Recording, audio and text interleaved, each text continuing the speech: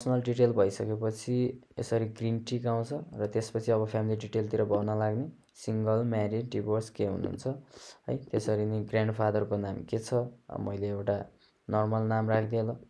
अनि त्यसपछि फादरको नाम के छ, यहाँ अटो आइरहेछ, म अटो राखिरहेको छु टेस्टको लागि, हजुरले एक्चुअल के छ त्यो राख्नु होला। मदरको नाम के छ त्यो राखिदिएँ है त।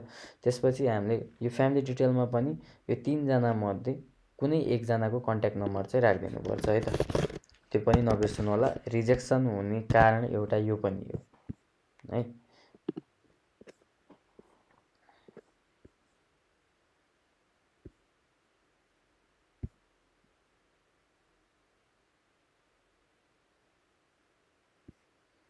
र यसपछि सँगै अब यो छोटो छ, यसमा म एड्रेस इन्फर्मेसन पनि राखिदिन्छु।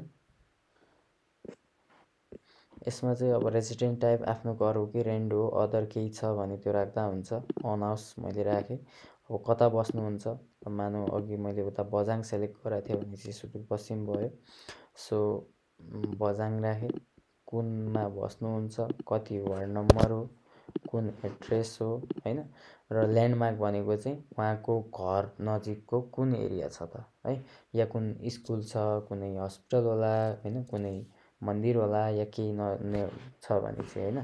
ल कुन स्कुल भनेर यहाँ स्कुल मात्र लेख्ने होइन, कुन स्कुल त, जस्तो भगवती मन्दिर छ अरे है, यसरी लेख्ने। अब सेम हाउस नम्बर छ भने लेख्ने, होइन टेम्पोरेरी र पर्मानेन्ट सेम छ भने चाहिँ सेम गरेर नेक्स्ट गरिदिने है त।